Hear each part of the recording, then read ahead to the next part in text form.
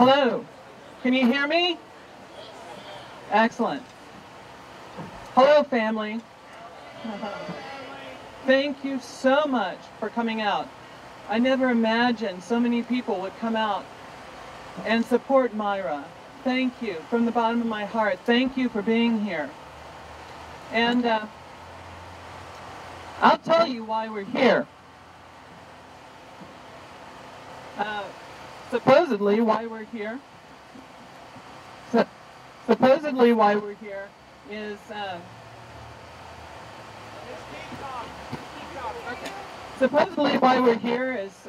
the police are trying to disturb. Again, thank you for coming out. And so the reason why we were told that we're going to be here, let me read this to you.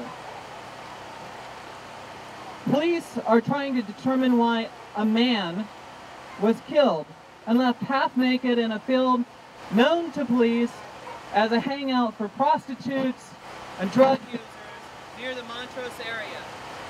Ruben, 51 years old, of Houston, who also went by the name of Myra, was found dead at the 43rd block of Garrett at 2 p.m. on January 10th. Can y'all hear me? Yes. Excellent. And then it goes on.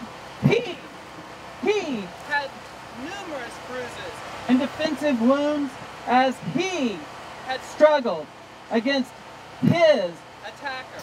He was partially clothed. Police said that the area where Ical's body was discovered was a well-known spot where homeless people camped and frequented by prostitutes and drug users. Investigators said that they have no motive and no suspects in the death. Ical was last seen wearing a black blouse, blue jeans, and a black sweater. So that's the story that the Houston Chronicle had to tell you about the death of the woman named Myra. It echoes other stories told by the Houston Press and by different 6 o'clock newses. And it came from the police public relations policy. Well, that was their story. And this, here tonight, this is our story. Yes! So what we're going to do is you're going to hear statements by organizations, national and local, who have a few things to say about the murder of this woman named Myra. Thank you. My statement's from Yolanda Jones. The same can't be said of various other media reports.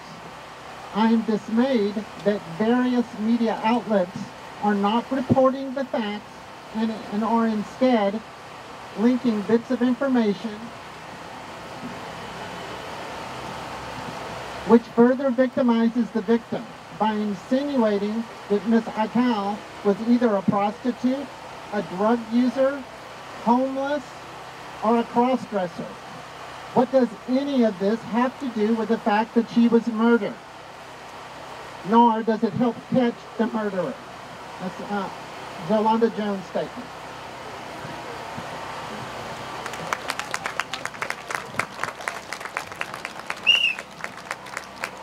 My statement from Melissa Noriega. Says, we grieve with you over the loss of a member of our community, Myra Chanel Ical. The first task is for the police to solve her murder. I can assure you the process is well underway.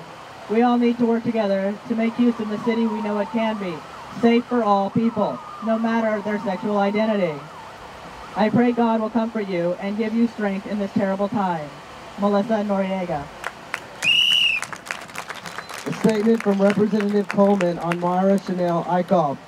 Myra Chanel Ical's death is a tragedy, said Representative Garrett St. Far too often, transgender individuals are victims of discrimination and violence in our society. While it's yet unclear if this was a hate crime, I would strongly encourage law enforcement to investigate every lead and leave no stone unturned to bring Myra's killer to justice. Statement from the Montrose Counseling Center. We were deeply saddened to learn of the brutal murder of Myra Ical, a 51-year-old woman whose body was discovered 1 week ago today. This is a tragedy that has happened just a couple of blocks away, says Montrose Counseling Center Executive Director Ann J. Robinson, PhD. When news initially spread about Miss Ical's murder, there was a lot of anger and frustration directed at the media, as well as law enforcement, due in part to the way she was identified. Please don't turn off the thing.